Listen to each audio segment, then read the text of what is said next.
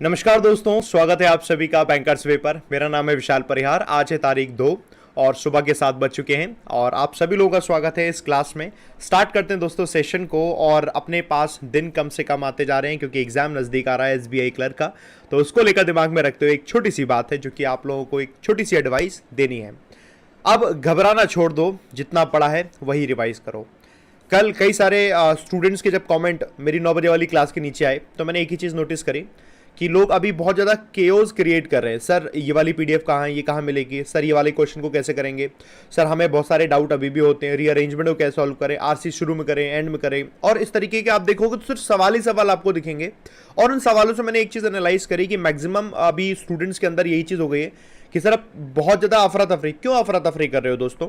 आप लोगों को तो पता था ना एग्जाम होगा, और ये भी पता था, ये तो 10-11 में हो रहा, हमें तो ये भी लग रहा था ना कि एग्जाम 7 तारीख के आसपास वाले में हो जाएगा, उससे पहले वाले में हो सकता है। तो आपको पहले से पता था, तो इसलिए आपने पढ़ाई करी है ना?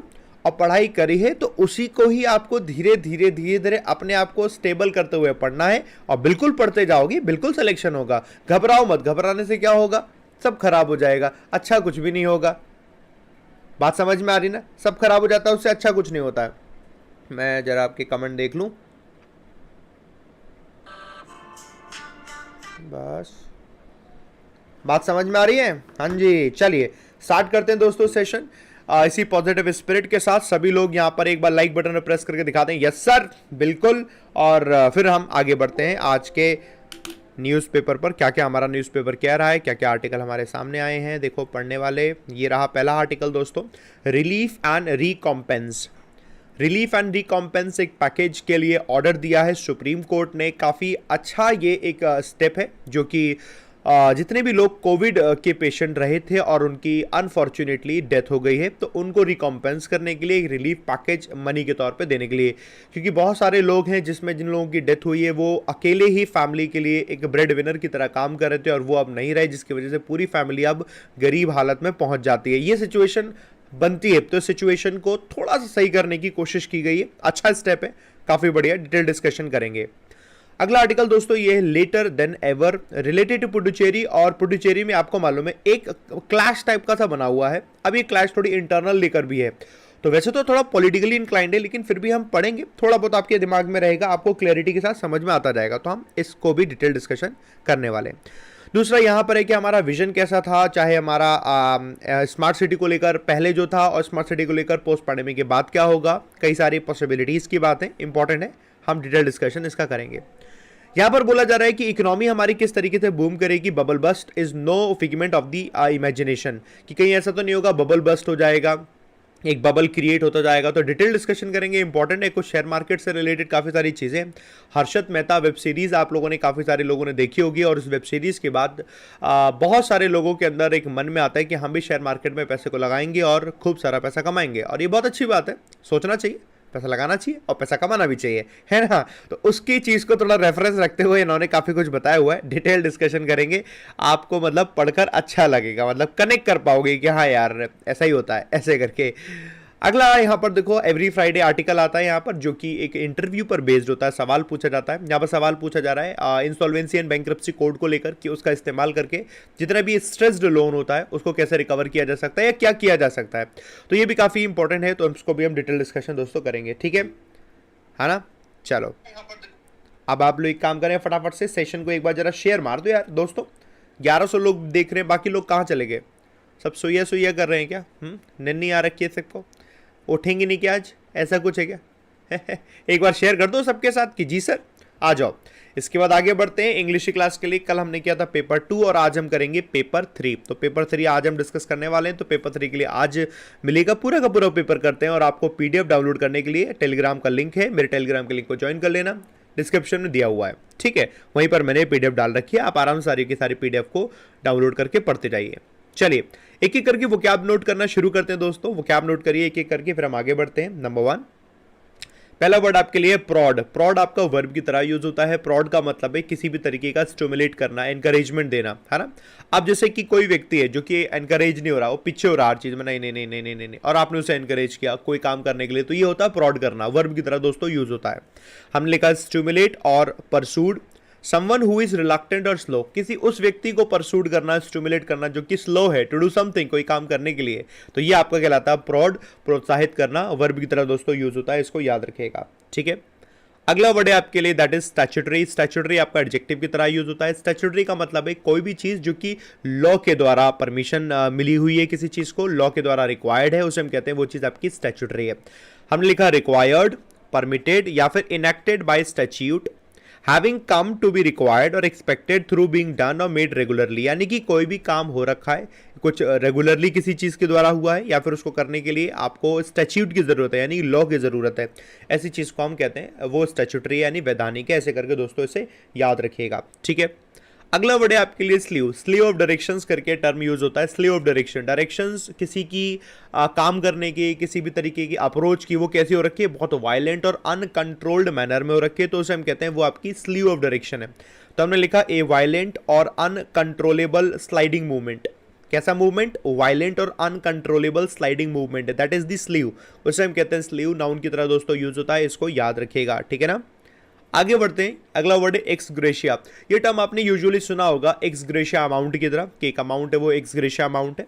एक्स ग्रेशिया अमाउंट हमारा वो अमाउंट, वो पैसा होता है, जैसे कि एक पैसा तो वो होता है कि लॉ के अनुसार अगर ऐसा नुकसान होगा तो कॉम्पनसेशन में ये भरपाई होगी, ये नियम के अनुसार, रूल के अनुसार।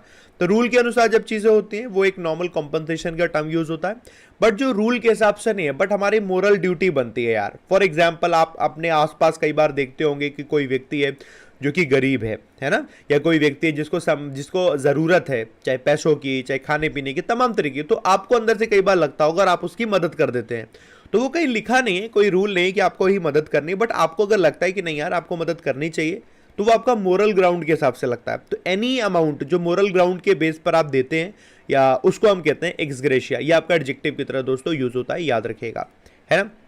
हमने लिखा of payment given as a favor or from a sense of moral obligation rather than because of any legal requirement। आपको लीगल रिक्वायरमेंट की वजह से नहीं दे रहे, सिर्फ एक मोरल ऑब्लिगेशन की वजह से आप उसको कोई एक अमाउंट दे रहे हैं, उससे हम कहते हैं एक्स ग्रेशिया, इसको याद रखिएगा। अगला वर्ड है अनअटेनेबल। अनअटेनेबल में वर्ड क्लास में BLE दिया हुआ एडजेक्टिव की तरह दोस्तों यूज होता है अनअटेनेबल। अनअटेनेबल का मतलब क्या है कि कोई भी ऐसी चीज जो कि इनडिफेंसिबल हो, वो डिफेंस नहीं कर पा रही है अपना मतलब अपने आप को रक्षा नहीं कर पा रही किसी भी तरीके से। और रक्षा करने का मतलब ऐसा नहीं कोई उसे मार रहा है, मतलब ऐसा कि आप मेरा कोई पॉइंट ऑफ व्यू, बट मेरा पॉइंट ऑफ व्यू मैं अपने पॉइंट ऑफ व्यू पे ही नहीं अच्छे से मजबूती से कह पा रहा हूँ, किसी ने मेरी बात काट दिया और मेरी बात कट गई, मेरे पास पॉइंट ही नहीं है, तो मैं इनडिफेंसिबल हो गया वहां पर, है ना, मैं डिफेंस ही नहीं कर पा रहा हूँ, इनडिफेंसिबल हो गया, दैट इज अनटेनेबल। आपने लिखा especially of a position of view not able to be maintain और डिफेंडेड अगेंस्ट अटैक और ऑब्जेक्शन। कोई भी ऐसी चीज जिसको आप मेंटेन नहीं कर पा रहे, कोई अटैक या किसी ऑब्जेक्शन के थ्रू, तो अटैक की बात नहीं हो रही, ऑब्जेक्शन की बात हो रही है, ऐसे करके दोस्तों याद रखिएगा। ठीक है, अगला वर्ड आपके लिए, मैं यहां से हट जा रहा हूं तो आपको शो होता रहेगा। ओके, देखो अब हट जाऊंगा, अब आप हट गया, आपको क्लियर दिख रहा होगा। ओके, अगला वर्ड है दोस्तों इम्पेटस। नाउन की तरह दोस्तों यूज होता है इम्पेटस, जिसका मतलब है द फोर्स और energy with which a body moves. एक फोर्स और एनर्जी जिससे कोई बॉडी मूव करती है, साथ में किसी भी तरीके का एनकरेजमेंट, चाहे पैसे को लेकर दिया जाए, किसी तरीके से दिया जाए, उस प्रकार के किसी प्रकार के एनकरेजमेंट को हम कहते हैं प्रोत्साहन। वो प्रोत्साहन आप दोस्तों याद रखिएगा इम्पेटस कहलाता है, नाउन की तरह यूज होता है, हमारे इकोनॉमी का भी टर्म है इम्पेटस। ठीक है, तो ये प्रोत्साहन वहां ऐसे करके यूज हुआ है, याद रखिएगा इसको। अगला वर्ड है आपके लिए फॉल आउट। फॉल आउट आपका नाउन की तरह यूज होता है। फॉल आउट का मतलब है the adverse results of a situation और एक्शन। किसी भी काम के होने का जो रिजल्ट है, वो खराब रिजल्ट आ रखा है, खराब परिणाम आ रखा है, तो वो आपका फॉल आउट कहलाता है। विवाद हो जाए किसी तरीके का, वो आपका फॉल आउट कहलाता है दोस्तों, इसको याद रखिएगा। अगला वर्ड है आपके सामने लेकेडेसिकल। तो लेकेडेसिकल आपका लैक से बना है, लेकेडेसिकल आपका लैक से बना है, AL वर्ड के लास्ट में दिया होता है, तो एडजेक्टिव की तरह दोस्तों यूज होता है, जिसका मतलब क्या है कि लैकिंग एंथुजियाज्म और लैकिंग डिटर्मिनेशन। डिटर्मिनेशन की कमी होना, एंथुजियाज्म की कमी होना, केयरलेस होना, लेजी होना, अपाथी होना। अपाथी का मतलब भी आपके अंदर लैक ऑफ एंथुजियाज्म है, उसे हम बोलते हैं लेकेडेसिकल। याद रखिएगा, स्क्रीनशॉट लेना है आपको, this is your first slide. सभी लोग दोस्तों इसका स्क्रीनशॉट ले लें, फिर हम बढ़ते हैं आगे। कम ऑन दोस्तों, सभी लोग इसका स्क्रीनशॉट लेते जाएं। चलिए, डन, स्क्रीनशॉट। आगे बढ़ते हैं दोस्तों, नेक्स्ट स्लाइड पर आते हैं हम लोग। ठीक है, चलिए, वर्ड आपके लिए है रेजुविनेशन। रेजुविनेशन में वर्ड के लास्ट में ION दिया है, नाउन की तरह यूज होगा, याद रखिएगा। रेजुविनेट करना होता है किसी भी चीज में नई एनर्जी डाल देना, है ना, नई एनर्जी आ जाना, तो रेजुविनेट हो जाती है कोई चीज। घर को आपने नया तरीके से पेंट करके बढ़िया शानदार बना दिया आपने, तो वो घर आपका बढ़िया दिखने लगेगा नई एनर्जी के साथ, तो वो आपका रेजुविनेट हो गया। ऐसे करके दोस्तों याद रखिएगा। तो रेजुविनेशन है, नाउन की तरह यूज होता है। हमने लिखा दी एक्शन और process of giving new energy और विगर। विगर का मतलब होता है power to something, is called rejuvenation. Noun की तरह दोस्तों यूज हुआ, याद रखिएगा। अगला वर्ड है आपके लिए रेटिसेंट। रेटिसेंट में ENT दिया है ना, ये याद रखना है, ये हर बार मैं बताता हूं। वर्ड के लास्ट में ENT होगा, एडजेक्टिव की तरह यूज होगा। MENT होता है तो नाउन बनता है, ENT एडजेक्टिव होगा। हमने लिखा नॉट रिवीलिंग वंस थॉट्स और फीलिंग्स रेडीली, मतलब जब कोई व्यक्ति अपने थॉट्स को, अपनी फीलिंग्स को रिवील नहीं कर पा रहा, मतलब अपने अंदर ही अंदर रखता है, वो व्यक्ति रेटिसेंट टाइप का है, मतलब ज़्यादा किसी को अपनी बातें बताता नहीं है, ऐसे करके। अल्पभाषी है, हिंदी में लिख दिया, ठीक है। आप क्या अल्पभाषी हैं, मुझे बताइएगा। वैसे चैट से तो लगते नहीं, लेकिन कुछ लोग होते हैं वो इन जनरल लोगों से नहीं बात करते हैं, लेकिन वो चटियाते बहुत हैं मैंने ऐसे बहुत से लोग देखे हैं जो सिलेक्शन ले लेते हैं, उसके बाद जब मैं मिलता हूँ उनसे तो मैं देखता हूँ कि यार आप लोग तो बहुत सारे लोग थे उसमें, मैंने कहा आप लोगों को तो मैंने देखा ही नहीं कभी क्लास में। तो वो लोग ऐसे होते हैं कि सर हम लोग ना कम ही चैट वगैरह भी कम ही करते थे, तो इसलिए नज़र में नहीं आएंगे, लेकिन सर हम आप ही क्लास में पढ़ते थे तो हमें लगता अच्छा। तो ऐसे बहुत से लोग होते हैं और अच्छी बात है, अच्छी बात है। आपकी सक्सेस ऐसी होनी चाहिए कि आपको शब्दों की ज़रूरत ना पड़े, है ना, और आप लोग बिल्कुल ऐसे ही हो। इसका मतलब ही नहीं कमेंट नहीं करो, कमेंट करते जाना मैं एग्जांपल दे रहा था बस, ठीक है कोई दिक्कत नहीं है। अगला वर्ड है दोस्तों इमर्स, वर्ब की तरह यूज होता है। इमर्स का मतलब किसी चीज में बहुत ज्यादा इन्वॉल्व हो जाना, है ना। हमने लिखा involve one self deeply in a particular activity, किसी पर्टिकुलर एक्टिविटी में डीपली इन्वॉल्व हो जाने को हम कहते हैं इमर्स होना, वर्ब की तरह दोस्तों यूज होता है, याद रखिएगा। अगला वर्ड है रैंगल। रैंगल आपका नाउन की तरह यूज होता है, जिसका मतलब है ए डिस्प्यूट और argument, typically one that is long and complicated. एक ऐसा आर्ग्यूमेंट जो कि काफी ज्यादा लॉन्ग एंड कॉम्प्लिकेटेड है, दैट इज रैंगल। नाउन की तरह दोस्तों यूज होता है, इसको याद रखिएगा। अगला वर्ड है कोएलिशन। कोएलिशन में वर्ड के लास्ट में ION है, नाउन की तरह ये भी यूज होगा।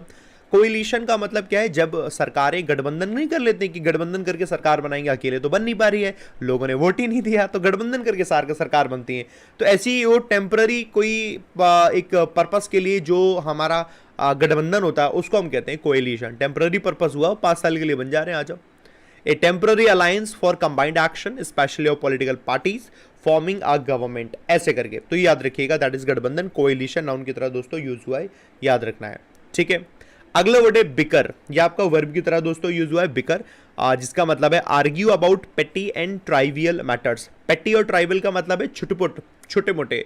तो जब कोई व्यक्ति छोटी मोटी चीजों को लेकर आर्ग्यू कर रहा होता है ना, तो उस कलह को हम बोलते थे दैट इज बिकर। ये आपका वर्ब की तरह दोस्तों यूज हुआ है, इसको याद रखिएगा, ठीक है। वर्ब की तरह दोस्तों यूज हुआ है, इसको याद रखिएगा। अगला वर्ड है आपके लिए दैट इज स्क्वेलर। स्क्वेलर आपका नाउन की तरह यूज होता है। स्क्वेलर का मतलब क्या है, एक प्रकार की गंदगी।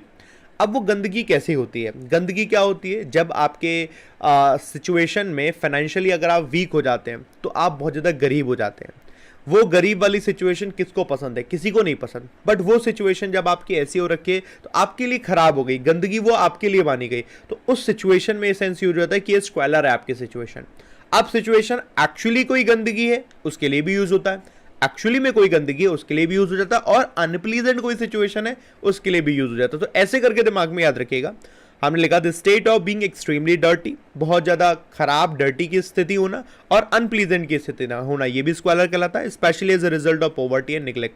किस वजह से हो गया, पॉवर्टी की वजह से, निग्लेक्ट की वजह से, ये कहलाता है स्क्वेलर। स्क्रीनशॉट ले लो दोस्तों, बस यही आपके वर्ड है आपके सामने, ये लो मैं हट गया यहाँ पर, सब लोग स्क्रीनशॉट ले लो बढ़िया तरीके से, ठीक है। चलिए अब बच्चे आ गए, लेट आए थे थोड़ा सा, कोई दिक्कत नहीं है। रात में लेट सोए होंगे पढ़ाई करते करते, कोई दिक्कत नहीं है दोस्तों, सुबह लेट जगे, है ना, हाँ लेकिन पढ़ाई करी हो तभी बढ़िया, ठीक है। चलो भैया स्क्रीनशॉट ले लिया सभी लोगों ने, और आगे बढ़ चलते हैं। आई नीड सबके लाइक बटन, सबके थम्स अप आ जाए फटाफट से, बढ़िया तरीके से सब लोग सीख रहे हैं, एक बार लाइक बटन प्रेस करके बता दो जी सर हम लोग सीख रहे हैं, डन, बढ़िया, फर्स्ट क्लास। और अब बढ़ चलते हैं हम दोस्तों आगे, इसके बाद न्यूज़पेपर पे चलते हैं, ठीक है दोस्तों।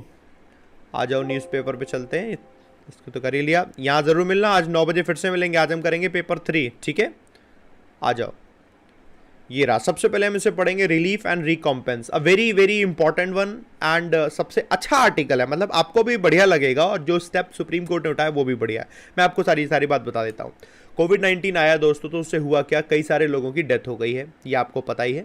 और वो जो कई सारे लोगों की डेथ हुई, इनमें से बहुत सारे लोग ऐसे थे जो कि अकेले ही मात्र वही अपने घर का पालन पोषण करते थे, उनकी जो नौकरी थी, उनका जो काम था, वहीं से सारी की सारी चीज़ें होती थी। अब हुआ क्या इसकी वजह से, जब वो नहीं रहे तो उनका पूरा का पूरे परिवार के पास इकोनॉमिक क्राइसिस आ गई। अब वो कैसे उनका सारा का सारा काम चलेगा।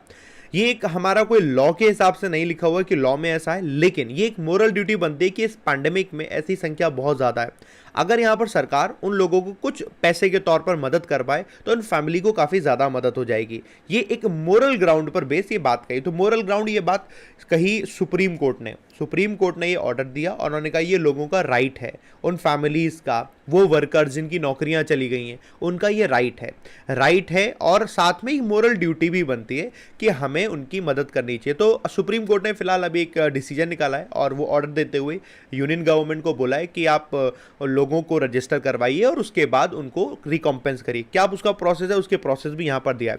तो ये काफ़ी अच्छा और तारीफ वाला ये एक पूरा का पूरा एक स्टेप है, काफ़ी बढ़िया स्टेप है। अब जरा से पढ़ते हैं स्टेप को, ठीक है, तो आपको समझ में आएगा। मोरल ग्राउंड पे काफ़ी अच्छा काम किया गया है।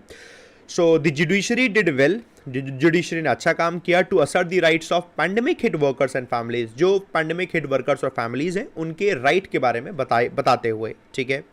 It is a matter of relief and satisfaction, ये रिलीफ एंड सेटिस्फैक्शन की बात है। The supreme court has prodded, कि सुप्रीम कोर्ट ने प्रोड किया, प्रोड मतलब एक तरीके से एनकरेज किया यूनियन गवर्नमेंट को, यानी कि अपनी गवर्नमेंट को, to perform its statutory duty, कि वो अपनी लॉफुल इस ड्यूटी को परफॉर्म करे ऑफ फिक्सिंग अ कॉम्पनसेशन, कि कॉम्पनसेशन को दिया जाए फॉर द फैमिलीज, उन फैमिलीज को, of those who lost their kin, जिन्होंने अपने किन यानी कि उनके अपने फैमिली वालों को खोया है टू द कोविड-19 पैंडेमिक में। ओके, द ऑर्डर कम्स, ये ऑर्डर कब आता है, close on the heels of a slew of direction, जब बाकी सारी डायरेक्शंस आ रखी थी, on registering the country's vast unorganised workforce, जब कंट्री की इतनी बड़े अनऑर्गेनाइज वर्कफोर्स को रजिस्टर करने की बात चल रही थी, तब ये ऑर्डर उन्होंने ये भी दिया।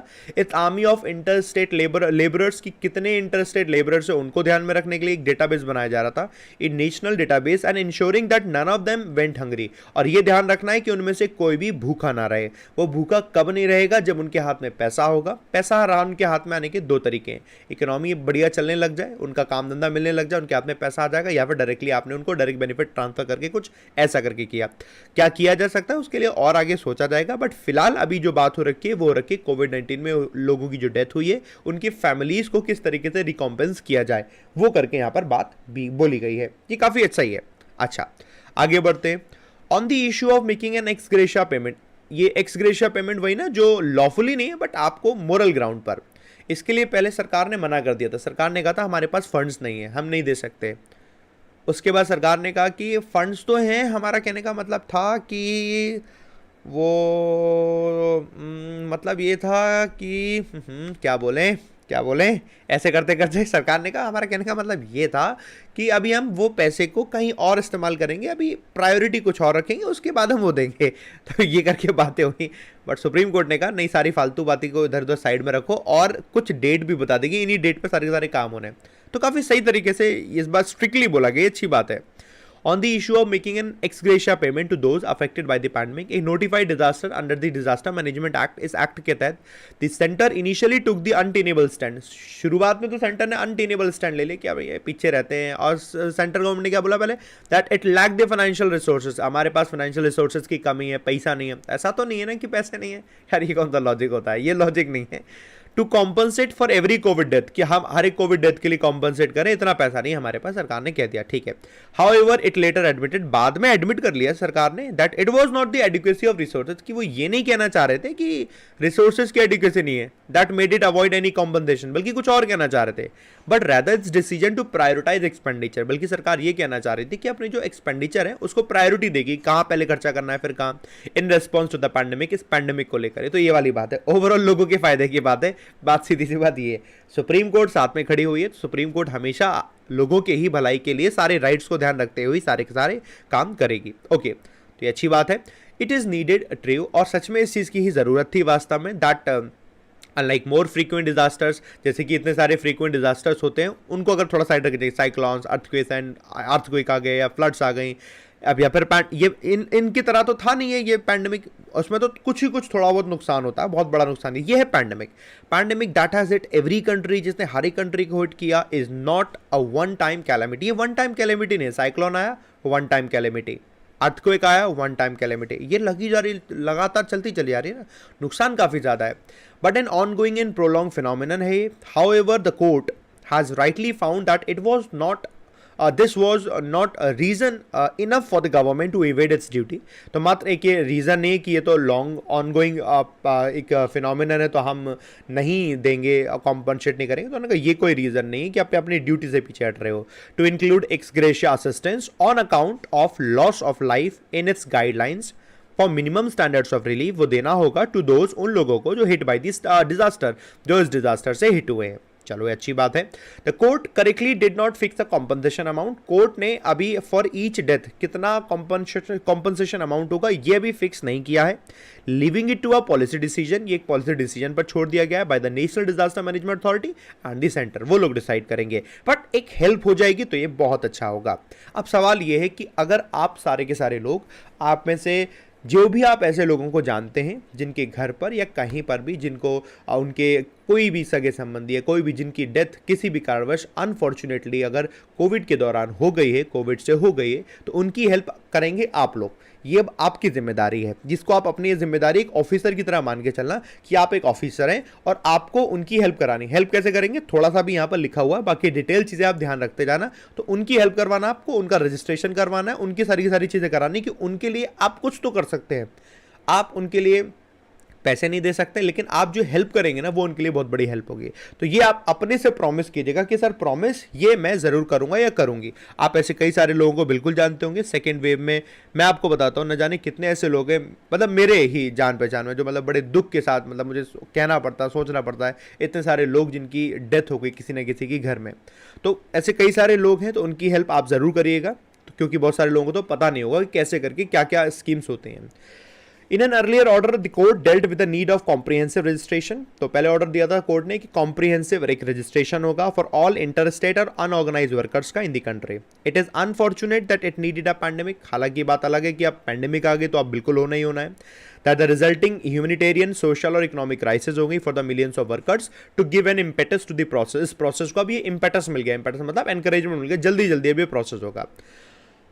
अब इस पर पूरा प्रोसेस लिखा हुआ है। The supreme court while disposing of suo motu proceedings. अब सुप्रीम कोर्ट ने यही सुओ मोटो प्रोसीडिंग्स करी थी। सुओ मोटो प्रोसीडिंग्स का मतलब क्या, खुद से ही आगे करना। On the miseries of migrant labours की मिजरीज को ध्यान रखते हुए, कष्ट को ध्यान रखते हुए, has now fix the deadline. अब सुप्रीम कोर्ट ने दिसंबर 31 ये डेडलाइन फिक्स करी है this year for all states and union territories to complete the process. इस प्रोसेस को कंप्लीट करने के लिए 31 तारीख दिसंबर तक ये प्रोसेस कंप्लीट हो जाना चाहिए। सबके रजिस्ट्रेशन वगैरह सारी सारी चीज़ें हो जानी चाहिए, और वो रजिस्ट्रेशन जो पुराने वाले थे, मतलब अनऑर्गेनाइज वर्कर से लेकर वो सबको, अब ये इसका रजिस्ट्रेशन का डेट अलग है। The centre has given a deadline of 31 July, एक महीने का समय दिया है to make available a portal, कि एक पोर्टल बनाया जाए, जैसे कोवैक्सीन एक पोर्टल है, ऐसी एक पोर्टल बनाया जाए, वेबसाइट बनाई जाए for its national database for unorganised workers के लिए। ऐसा प्रोजेक्ट होगा so that it may be use, इसको यूज किया जाएगा for registering unorganised workers across the country. जितने भी अनऑर्गेनाइज वर्कर्स हैं अक्रॉस द कंट्री उनको रजिस्टर करने के लिए से यूज किया जाएगा। However the union government which was directed to make such a common module, जिसको डायरेक्शन मिली एक कॉमन मॉड्यूल बनाएंगे available to states as far back as in August 2018, तब बोला गया था। Claim the work on developing the portal was affected due to the fall out of the pandemic, लेकिन फिर से बोला जा पैंडेमिक की वजह से ये काम रुक गया। यार देखो आप कई बार देखते हैं कि प्राइवेट कई सारी चीज़ें होती हैं वो बहुत टाइमली हो जाती है, डेडलाइन, वहाँ डेडलाइन का मतलब होता है। सरकारी बहुत सी चीज़ों में ऐसा नहीं हो पाता है। रीज़न उसके पीछे क्या है, बहुत सारे रीज़न है, और किसी एक की वजह से ऐसा नहीं होता, सभी लोगों की वजह से ऐसा होता है। बट हाँ, जितना ज़्यादा फोकस करके जितना ज़्यादा प्रेशर पड़ेगा उतना ज़्यादा ही शायद चीज़ें और स्ट्रीमलाइन हो पाएंगी। बट चलो जो हुआ सो हुआ, बट आगे अब अच्छा हो जाए। The court has pull up the union labour ministry for its apathy and lackadaisical attitude. तो कोर्ट ने एक तरीके से फटकार लगाई किस चीज़ के लिए? यूनियन लेबर मिनिस्ट्री को, क्योंकि इनकी अपैथी शो होती है। अपैथी मतलब lack of enthusiasm to do something, किसी काम को करने के लिए आपके अंदर एंथुजियाज्म ही नहीं है। वही सेम मतलब लेकेडेसिकल का भी होता है सेम। तो एंड और डायरेक्शन दिए the process of registration should begin by July 31st। July 31st तक ये रजिस्ट्रेशन का प्रोसेस शुरू हो जाना चाहिए और 31st से पहले पहले तक ये पोर्टल भी तैयार हो जाना चाहिए। यार हो तो जाना चाहिए अब। हालांकि ये सारे काम कोई सरकारी नहीं डिपार्टमेंट नहीं है, कोई सरकारी कंपनी नहीं है, उस काम ये करेगी या तो इन्फोसिस करेगी या टीसीएस करेगी, यही कंपनी करेंगी। इन्हीं को प्रोजेक्ट मिलते हैं हमारे सरकारी जितने भी होते हैं, करेंगी यही, कोई और नहीं करेगा। अब जैसे हाल ही में आपको मालूम है आईटीआर जो वेबसाइट है, आईटीआर की वेबसाइट इनकम टैक्स की, वो चल नहीं रही थी। नया पोर्टल बनाओ, उसमें बहुत सारे इश्यूज आ रहे थे। अब वो फिर इन्फोसिस ने उसने सब कुछ क्लियर कर दिया हालांकि, बट टाइम ज़्यादा लग गया, मतलब 1 महीने से ज़्यादा का समय लग गया। तो ये चीज़ें थोड़ी थोड़ी टाइम टेकिंग हो जाती हैं, बट हाँ अब 31 जुलाई दिया गया टाइम, तो देखो हो सकता है। सो जो वर्डिक्ट है, verdicts open up the possibility, इससे एक पॉसिबिलिटी बनती है that the inter state and unorganised जो वर्कर्स हैं will at last be able to reap the benefits of welfare laws enacted for them, उनके लिए बेनिफिट मिलेगा। These interventions signify the rejuvenation। ये इंटरवेंशन जो अभी सुप्रीम कोर्ट ने किया दिखाता है रेजुवेनेशन, यानी एनर्जी फिर से आ गई, पावर फिर से दे दी गई। Assertion of a court seen as somewhat reticent until recently, जिसको अभी तक रेटिसेंट माना जा रहा था कि यार वो अपने चीज़ों को डिफेंस नहीं कर पा रही, लेकिन हाँ अब कोर्ट ने मजबूती से कह दी, बहुत अच्छी बात है। दिस इज द आर्टिकल दोस्तों, सबको समझ में आ गया तो मुझे बताएं। जी सर हमें समझ में आ चुका है बढ़िया तरीके से, और अब आप लोगों की ड्यूटी होगी जब आप ये देख लेंगे कि पोर्टल बन गया है तो आप इस पोर्टल पर रजिस्टर कराने की जिम्मेदारी और ऐसी चीज़ों की जिम्मेदारी जरूर लीजिएगा। सबकी जिम्मेदारी नहीं लेनी है, आप सिर्फ उनकी जिम्मेदारी लीजिएगा जिनको आप जानते हैं और जिनके लिए आपको मन से आता हो कि हाँ मैं इनकी मदद कर सकता हूं, तो बिल्कुल आप करिएगा। जिन 2 4 10 लोगों की आप कर सकते हैं उतने ही कर लीजिएगा और कुछ नहीं, क्योंकि आपके लिए तो चुटकियों का खेल है, आपके लिए तो बाएं हाथ का खेल है। आप पढ़े लिखे हैं, लैपटॉप कंप्यूटर सब जानते हैं, बट जो लोग नहीं पढ़े लिखे हैं, जो लोग कुछ जानते नहीं हैं, उन लोगों की हेल्प अगर आप कर दो तो उनके लिए बहुत बड़ी बात हो जाती है। बस ये। चलिए पहला आर्टिकल सबको समझ में आ गया, एक बार मुझे लाइक बटन पर प्रेस करके बताओ। जी सर बढ़िया लग गया, थम्स अप पर प्रेस करके बताओ। 800 लोगों ने थम्स अप दिया, बाकी सारे लोग भी थम्स अप देकर बता दीजिए। बाकी सभी लोगों को थैंक यू वेरी मच, आप लोगों ने थम्स अप दिया है मेरे को, इतनी अच्छी इतना बढ़िया तरीके से आपने मेरे को ट्रीट किया, उसके लिए बहुत बहुत थैंक यू, है ना। और आपको मैंने समझा दिया है, मेरे को भी थोड़ा सा थैंक यू दे दो, है। और आप थैंक यू कैसे दोगे? पढ़ लेना बस, और जो सजेशन मैं देता हूँ ना उसको ध्यान रखना, बस मेरा थैंक यू उसमें मिल जाएगा। क्योंकि इतना जो केओस कल की वीडियो के कमेंट के नीचे मैंने देखा ना, सर ये कैसे करें, ये कैसे करें, ये कैसे करें, ये कैसे करें, इतना परेशान हो जाते हैं। सब कुछ अवेलेबल है, पीडीएफ वगैरह सब कुछ। टेलीग्राम ज्वाइन कर लो, जितनी पुरानी पीडीएफ आपको सारी मिल जाएगी, सब डाउनलोड मारते जाओ। ये काम आप कर सकते हो यार, ये आपको करना भी पड़ेगा, ठीक है। चलिए अब जरा हम इस आर्टिकल को पढ़ लेते हैं दोस्तों, ये आर्टिकल आपको समझ में आएगा कैसे करके हमें समझना है, इसको हम देख लेते हैं। Later than ever, later than ever का मतलब लेटर देन नेवर नहीं है, बाद मतलब कभी नहीं। लेटर देन एवर मतलब होगा, बाद में होगा लेकिन होगा। कैसे? आपको मालूम है पुडुचेरी में कई सारी चीज़ें हम देख रहे हैं। रिसेंटली हमने देखा पुडुचेरी में जब एडमिनिस्ट्रेशन चेंज हुआ तो उसके बाद से वहाँ के लोगों को लेकर वहाँ के एडमिनिस्ट्रेशन में एक तो वो क्लैश बना हुआ, ठीक है। उसके बाद से हमने एक हाल ही में एक फिल्म मेकर थी और उनका नाम आया, फिल्म मेकर के उन्होंने बायो वेपन एक टर्म का इस्तेमाल कर दिया था, तो उनकी कंप्लेंट करी गई। उसके बाद उनके ऊपर सेडिशन के चार्ज लगे, यानी देशद्रोह के चार्ज लगे। ओके, ये सारी चीज़ें हमने देखी। पुडुचेरी में जो फिलहाल एडमिनिस्ट्रेशन संभाल रहे हैं, है ना, उनके ऊपर भी कई सारी ऐसी चीज़ें लगती रही कि इन्होंने एडमिनिस्ट्रेशन में बहुत हार्श रूल बनाए हैं। चलो ये सारी चीज़ें तो होती रहती है, ठीक है। अब क्या है, वो जो इंटरनल ही जो 5-6 लोग नेता लोग हैं, उन्हीं लोगों में एक दूसरे की नहीं बन रही। तो अब इन सारी चीज़ों में नुकसान किसका होता है? क्या उन नेताओं का नुकसान होता है? किसका नुकसान होता है? सिर्फ और सिर्फ लोगों का, सिटीजन्स का, और किसी का नुकसान नहीं होता। बाकी सबका चल रहा है, सिर्फ लोगों का नुकसान होता है। आप जिस जगह रह रहे हैं वहाँ पर अगर आपके यहाँ के नेताओं में एक दूसरे की नहीं बन रही तो डेवलपमेंट आपके यहाँ का नहीं होगा, आपका नुकसान होता है। पॉइंट समझ में आ रहा है? अब जरा पढ़ लेते क्या क्या हुआ है यहाँ पर। Puducherry needs an efficient administration, इनको एक एफिशिएंट एडमिनिस्ट्रेशन की ज़रूरत है। That is not immerse in political wrangles, जो कि पॉलिटिकल रेंगल्स का मतलब होता है झगड़े। पॉलिटिकल रेंगल्स में इमर्ज ना हो, मतलब उसमें इन्वॉल्व ना हो कि झगड़ों में लगे हों, ऐसी की जरूरत नहीं है। बिना झगड़े वाली बढ़िया साफ सुथरा एक ऐसे एफिशिएंट एडमिनिस्ट्रेशन की जरूरत है पुडुचेरी को। आइए क्या हुआ है, लिख लिख कर हम थोड़ा थोड़ा करके मतलब पढ़ते हैं। The Union territory of Puducherry has finally got a council of ministers। अभी तक काउंसिल ऑफ मिनिस्टर्स नहीं थे, अब इन्हें काउंसिल ऑफ मिनिस्टर्स मिल गया। अभी तक क्यों नहीं थे, क्योंकि उनकी थोड़ी तबीयत खराब थी, ऐसा करके यही लिखा हुआ है। और ये बात काफ़ी टाइम से हम आर्टिकल में पढ़ रहे हैं कि क्यों नहीं बन पा रहे थे काउंसिल ऑफ मिनिस्टर, क्योंकि चीफ मिनिस्टर की थोड़ी तबीयत खराब थी इस वजह से। चलो ठीक है, बाकी कोई काम नहीं कर रहे थे क्या ऑफिस में? नहीं, बाकी सब एकदम चिल कर रहे थे। चलो ठीक है, अब फाइनली बन गया। अब बनने के बाद भी देखो क्या झगड़े आ रखे हैं। It has taken almost 2 months, तकरीबन 2 महीने लग गए इसको। After the assembly election results, assembly election results के बाद 2 महीने लग गए।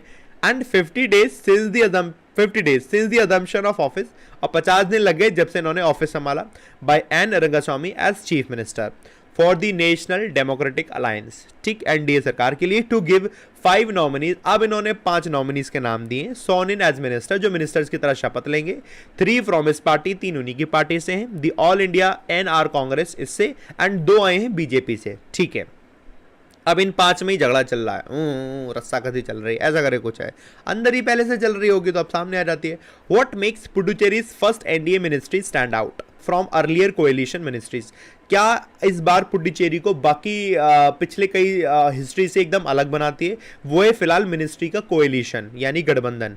इज द इनऑर्डिनेट डिले, वो है इतना ज्यादा डिले होना, डिला बोल दिया मैंने, डिला नहीं डिले होना इन इट्स फॉर्मेशन, इसके बनने में, जो मिनिस्ट्री बनने में। And despite there being a pre poll alliance, बल्कि अलायंस तो पहले ही हो चुका था, मतलब ऐसा नहीं कि पोल हुआ, इलेक्शन हुए, उसके बाद अब अलायंस कर रहे हैं, पहले अलायंस हो गया, तो उसके बावजूद भी इतना डिले हुआ, तो थोड़ा अजीब हो गया।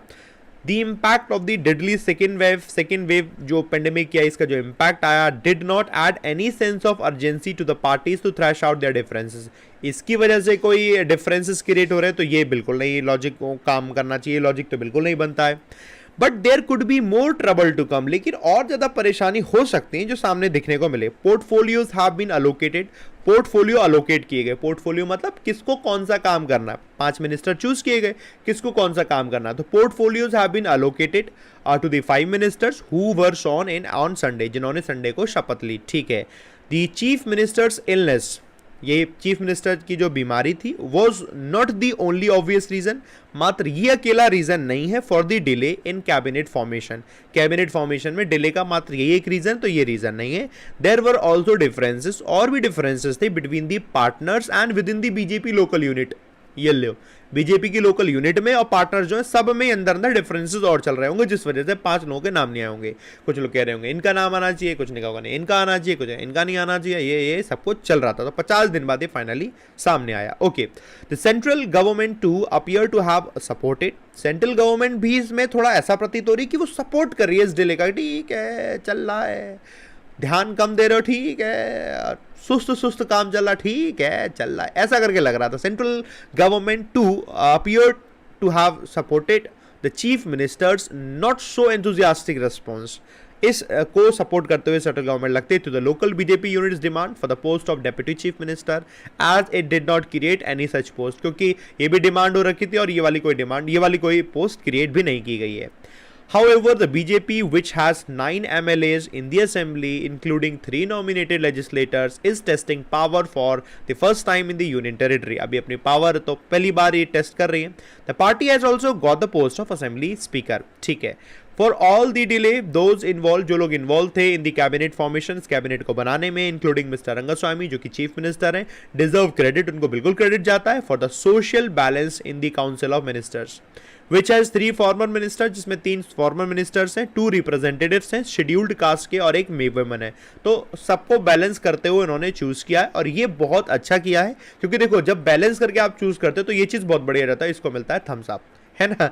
भले ही डिले हुआ बट फाइनली ऐसा। अभी देखो डिले होने के बावजूद भी शायद इसी सारी चीजों में झगड़ा चल रहा होगा, कुछ लोग नहीं मान रहे होंगे, कुछ लोग कह रहे होंगे यहाँ से होना चाहिए, नहीं तो सोशली पूरा बैलेंस करके इन्होंने चीजों को चूज किया है। ये बढ़िया किया, समझ में आ गया तो मुझे बताते हैं, जिस समझ में आ रहा है। तो लोग तो हंस रहे हो यार, हैं मजे कर रहे हो मजे कर रहे हो, ठीक है, लेकिन सुनते जाना, समझते भी जाना, ठीक है, समझ में आता जाए तो बढ़िया समझ में आता जाएगा जी सर, है ना। There is a strong possibility, एक और स्ट्रॉन्ग पॉसिबिलिटी बनती है that the two parties would continue to have differences, कि हो सकता है इन दोनों के डिफरेंसेस लगातार बने रहे over the implementation of their manifestos. जब उनके मैनिफेस्टो के इम्प्लीमेंटेशन की बात हो, मैनिफेस्टोज क्या होता है?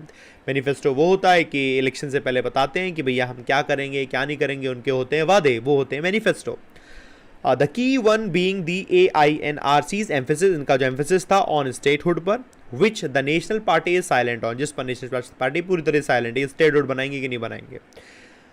अब जब ऐसे साइलेंट है तो एक तरफ उन्होंने वादे कर रखे और दूसरी तरफ साइलेंट है, तो डिफरेंसेस तो बन गए।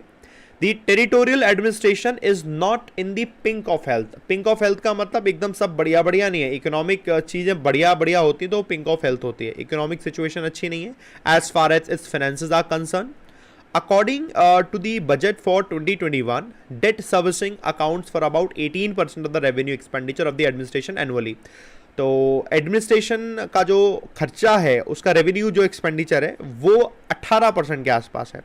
इन एडिशन टू दी सैलरीज, साथ में सैलरीज है, पेंशन है, कॉन्स्टिट्यूटिंग अराउंड 35% हो जाता है, पावर परचेज जो कि 17% हो जाती है, खर्चे ही खर्चे दिखा रहे हैं। So under such circumstances it is not hard to guess, ये मुश्किल नहीं होगा ये गेस करना कि many of the goodies promised by the two parties would translate into the reality, कि वो रियलिटी में ट्रांसलेट होंगी, बिल्कुल करनी ही पड़ेंगी ट्रांसलेट, तभी इकोनॉमी अच्छी हो पाएगी। So instead of committing itself to many new measures, तो नए मेजर्स क्या क्या लिए जाएंगे इसको कमिट करने के साथ साथ the council of ministers should ensure, उनको ये भी ध्यान रखना चाहिए that the existing welfare schemes, फिलहाल जो वेलफेयर स्कीम्स चल रही हैं including social security, pension to age group wise beneficiaries are well implemented, की अच्छे से इंप्लीमेंट हो जाए। The centre should also be emphatic and provide a package, central government को एक पैकेज भी प्रोवाइड करना चाहिए बाय वेविंग लीगेसी लोन, कि जो लीगेसी लोन लिया है उसको माफ कर दिया जाए, ऐसा करके कुछ those taken about 15 years ago, जो तकरीबन 15 साल पहले लिया गया, ऐसा कुछ भी करके। So mister Rangaswamy and minister should ensure, अब वो ध्यान रखेंगे कि करप्शन फ्री और क्वालिटी एडमिनिस्ट्रेशन बना रहे instead of engaging in political bickering, bickering मतलब झगड़े, छोटी मोटी चीज़ों पे झगड़े ना करते रहें, इन सारी चीज़ों से उठकर बाकी सारी चीज़ों पर ज़रूर सोचें। ये है दोस्तों आर्टिकल में यहाँ तक की बात जो कि हम लोगों ने पढ़ ली। उम्मीद है दोस्तों आप सबको समझ में आया होगा बढ़िया तरीके से जो कि हमने यहाँ पर सीखा। ठीक है, चलिए ये वाला आर्टिकल था, बढ़िया तरीके से हम लोगों ने सीख लिया, अच्छे समझ में आ गया हो तो मेरे को एक बार जरा थम्स अप पर प्रेस करके बिल्कुल बताएंगे जी सर वी गॉट इट, हमें समझ में आ गया है। अब ये आर्टिकल दे रहा हूं दोस्तों आपको जो होमवर्क में पढ़ना है, एनविजनिंग दी पोस्ट पैंडेमिक स्मार्ट सिटी, क्या हम विजन कर रहे हैं कि पोस्ट पैंडेमिक स्मार्ट सिटीज हमारी क्या होंगी, उसको लेकर है। जैसे कि it is clear that the pathway for smart cities and also other towns not on the map needs to change. एक चीज़ बिल्कुल क्लियर है कि जो ये रास्ता है स्मार्ट सिटीज़ बनाने का और जो बाकी टाउन्स को बनाने का वो मैप में है ही नहीं, मैप मतलब वो अब काम में है ही नहीं, अब बदलने की ज़रूरत है। क्या हुआ था तो पुरानी बात करके दे हुआ तो आप पढ़ोगे समझ में आ जाएगा। देखो 6 years ago BJP lead government started a journey of urban development based on the believe, इस बिलीव के साथ that a select set of cities across the country could be transformed and made smart after they were chosen through a competition among these states. The center would support the chosen supports and others would learn from them. ये पूरा पूरा दिया वो पढ़ लेना आप आराम से, आपको समझ में आता जाएगा। ये इकोनॉमी की बात की जा रही है, आ जाओ आपको बता देता हूँ। हर्षद मेहता की सीरीज पे आते हैं और उसके बाद देखी तो होगी सभी लोगों ने, है ना। अब उसके बाद से आपको समझाता जाता हूँ मैं क्या क्या है। A bubble bust is no figment of the imagination. कई बार होता है दिमाग में चलता है कि हम शेयर मार्केट में पैसा लगाएंगे और पैसा लगेगा और डबल ट्रिपल होता जाएगा 100% तक हमें मिल जाएगा उसका रिटर्न और पता नहीं क्या क्या बढ़िया तरीके से हो जाएगा। अच्छा तो बिल्कुल होता है, बहुत अच्छा होता है, लेकिन जितना अच्छा होता है उतना बुरा भी तो हो सकता है ना। किसी की जेब से तो पैसा जाता है जब किसी की जेब में आता है, ऐसा तो नहीं होता ना कि सभी कमा रहे होते हैं, ऐसा नहीं होता ना। तो अब यहाँ पर आ चलते हैं, कुछ थोड़ा चीज़ें यहाँ पर दी हुई हैं। इकोनॉमिक पैरामीटर्स अपीयर कंफ्यूज, जो इकोनॉमिक पैरामीटर है वो कंफ्यूज्ड दिखते हैं। Investors should not be tempted to ignore macro economic factors, तो जो इन्वेस्टर्स हैं जो पैसे लगा के इन्वेस्ट कर रहे हैं उनको मैक्रो इकोनॉमिक फैक्टर्स को इग्नोर नहीं करना चाहिए। बड़े बड़े इकोनॉमिक फैक्टर क्या हैं देखो, एक लाइन है, your investment would have doubled by now, अब तक आपका इन्वेस्टमेंट 2 गुना हो जाता। Had you invested in the stock market in March 2020, अगर आपने अपना पैसा स्टॉक मार्केट में 2020 में मार्च में इन्वेस्ट किया होता तो आज आपका पैसा डबल हो गया होता। Okay, an assertion like this, इस तरीके का जब कोई कहता है, असर्शन होता है, ट्रिगर्स एन अर्जेंट रश, तो अंदर से ही ट्रिगर कर देता है, रश, जल्दबाजी हो जाती है इन्वेस्ट करने की, to invest in the market, कि मार्केट में इन्वेस्ट कर देंगे, and is akin to being under the influence, और ऐसा हमें प्रतीत होने लग जाता, अकिन होने लग जाते हैं कि हम ऐसा इन्फ्लुएंस करते हैं of a feel good hormone, हमारे अंदर से वही फील गुड हार्मोन निकलने लगता है, ऐसा हमेशा प्रतीत होता है, पैसा ही पैसा चारों तरफ दिखता है। This makes the expectation of winning big feel better than just winning leading to impulsive, तो इसमें ऐसा फील होता है कि आप जीत रहे हैं कुछ बड़ा, सिर्फ जीत नहीं रहे, मतलब उससे भी बड़ा कुछ फील करने लगते हैं। इवन डेट्रीमेंटल डिसीजन, मतलब खराब से खराब आपके लिए नुकसान वाले डिसीजन आप ले लेते हैं। एट्रीब्यूटेबल टू बिहेवियर बायसेस हो जाता है, to use the terminology of behavioural economics, इस चक्कर में ये सारी की सारी चीजें होती है, ये आप एक टर्म बता रहे हैं बिहेवियरल इकोनॉमिक्स, ऐसा करके ये होने लगता है। इस चक्कर में नुकसान क्या होता है, कई सारे पॉइंट है यहाँ पर दिए हुए हैं कि परसेप्शन लोगों को क्या लगता है और रियलिटी क्या है। परसेप्शन वो है जो हम देखते हैं मूवीज में, जो हम देखते हैं कुछ भी, एक मूवी आई थी बाजार, है ना, सैफ अली खान की, उसमें भी यही कॉन्सेप्ट इस तरीके दिखाया गया था। तो चीज़ें होती हैं, अच्छा होता है, तो सिर्फ अच्छा नहीं ध्यान रखना होता है, हमें दोनों ध्यान रखने थे, क्योंकि वहाँ पर आप अपना हार्ड अर्नड मनी लगा रहे हैं। पहली बात तो ये है, आपको फ्री में किसी ने पैसा नहीं दिया है कि ये लो बाबू पैसा लो, उड़ा दो, लगा दो, ऐसा करके नहीं, आप बहुत मुश्किल से कमाते हैं, तो उसे बहुत सोच समझ के आपको पैसे कहीं इन्वेस्ट करने होते हैं। जब आपको कुछ खरीदना होता तो आप बहुत ठोक बजा के सोचते हैं ना, आप बढ़िया एकदम तब खरीदते हैं, तो वही वाली चीज़ है यहाँ पर दी हुई। तो इसको आप जब पढ़ेंगे आपके लिए होमवर्क में। बाकी दोस्तों हम सेशन को करते हैं ख़त्म, और आप लोगों से अब मिलेंगे हम 1 घंटे बाद 9 बजे, जहां पर हम पेपर नंबर 3 को पढ़ रहे होंगे। ये रहा हमारा पेपर नंबर 3, आज हम इसे करेंगे। रेगुलरली हम लोगों ने इनको किया, बढ़िया तरीके से हम सीखें, तो आज भी दोस्तों बढ़िया तरीके से आप इसे करेंगे, सीखेंगे, ये आज का काम हमारा यहाँ पर होने वाला है। तो हमारा पढ़ने का तरीका क्या है कि रेगुलरली हम पढ़ रहे हैं दोस्तों, और साथ में अनअकैडमी प्लस पर 12 बजे क्लास है। कल मैंने पूरी बढ़िया एक स्ट्रेटेजी बताई है 12 बजे वाली क्लास में कि कैसे आपको अपना कितना पोर्शन ग्रामर का पढ़ना है, कितना पोर्शन आपको वोकैब से कैसे पढ़ना है, तो वो पढ़ना बहुत जरूरी है, उसको आप दोस्तों जरूर ध्यान रखिएगा। बाकी आप में सभी लोग जो लोग अनअकैडमी प्लस पर नहीं है, पढ़कर प्लस पर आकर पढ़ना चाहते हैं, तो आपके लिए क्या है, एक तो अभी आप एसबीआई के लिए पढ़ सकते हैं, जिसमें टाइमिंग आपकी 12 बजे इंग्लिश है, 11 बजे मैथ्स है और 1 बजे रीजनिंग है। ठीक है, ये आपकी टाइमिंग ऐसे है। और अगर आप आईबीपीएस के लिए, पीओ के लिए, क्लर्क के लिए, एसबीआई पीओ के लिए बेसिक से पढ़ना चाह रहे हो इंग्लिश को लेकर, तो मेरा बैच शाम को 6 बजे चलता है, 6 PM। उसमें क्लास अभी 2 दिन से नहीं लगाई हुई थी, क्योंकि अभी फिलहाल बाकी सारे बच्चे इसमें लगे हुए थे, बट कॉन्टिन्यूसली आपकी क्लास 4 ही हुई है, वो कॉन्टिन्यूसली होने लग जाएगी आज से ही, तो आप उसमें पढ़ सकते हो। तो अभी आपका कुछ छूटा नहीं है समझ लो, तो आप आराम से वहाँ पढ़ सकते हो, ऐसी मैथ्स पढ़ सकते हो, रीजनिंग पढ़ सकते हो, आगे के लिए प्लानिंग कर रखी है तो वो आप कर सकते हो। उसके लिए सिंपली आपको एक काम करना है कि आपको अनअकैडमी लर्निंग ऐप डाउनलोड करना है, इंस्टॉल करना है। आप उसके बाद अपना गोल सेलेक्ट करेंगे, आपका गोल है बैंक एग्जाम, गोल सेलेक्ट करना है। गोल सेलेक्ट करने के बाद आप मुझे फॉलो करना है, फॉलो करोगे मेरी प्रोफाइल में आओगे, प्लस में आपको सारी प्रोफाइल मिल जाएंगी। तो ये आपको काम करना है, जब आपको प्लस में आके सारे कोर्सेज मिल जाएंगे। लेकिन जैसे आप गेट सब्सक्रिप्शन करोगे तो सब्सक्रिप्शन के लिए आपको ये स्लाइड दिख जाएगी। आपको सबसे पहला काम क्या करना है, ये वाला जो कोड है आपको इस कोड को लिखकर अप्लाई करना है। तो सबसे पहले काम यही करना है, इससे क्या होगा, आपकी जितनी फी होगी ना, सबका डिस्काउंट आपको दिख जाएगा, डिस्काउंटेड प्राइस वो 10% ऑफ सब में दिख जाएगा। आपने क्या करना है, 12 महीने वाले सब्सक्रिप्शन प्लान को चूज करना है, चूज करके आपको वो सब्सक्रिप्शन डन कर देना है। सब्सक्रिप्शन हो गया, आपने पेमेंट कर दिया, क्लास आपकी सारी की सारी ओपन हो जाएंगी। जैसे आपने मेरी क्लास में आए थे, मेरा नाम सर्च करके, ऐसे आप सभी टीचर का नाम सर्च करेंगे और उनकी प्रोफाइल में आप आएंगे। ये आपको सिंपल काम करना है। आप में सभी लोग अपने अपनी ज़रूरत के अकॉर्डिंग बिल्कुल आइए और ये इस कोड का इस्तेमाल कीजिएगा। इस कोड का इस्तेमाल करोगे तो चाहे आप कोई भी सब्सक्रिप्शन ले रहे हो अनअकैडमी का, 10% आपको ऑफ मिल जाएगा। चाहे आप बैंक का सब्सक्रिप्शन ले रहे हो, एसएससी हो, यूपीएससी हो, कोई भी सब्सक्रिप्शन हो, सिंपली आपको ये देखना है कि ओके ये कोड लगाना है, आपका 10% ऑफ हो जाएगा और अपनी ज़रूरत के हिसाब से आप पढ़िए। ठीक है, चलिए खत्म करते हैं दोस्तों। Bye bye, take care, love you all, जय हिंद, जय Bharat, thank you very much. और मिलते हैं दोस्तों 9 बजे। थैंक यू दोस्तों, thank you very much.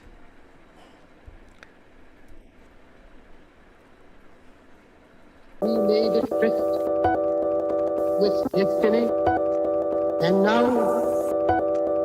the time comes when we shall redeem our pledge. India will awake to life and freedom. चल उठ जा, let's crack it, जोर दे लगा, let's crack it, भीड़ को छोड़ दे, let's crack it, रास्ते मोड़ दे, let's crack it, चल उठ जा, let's crack it, जोर दे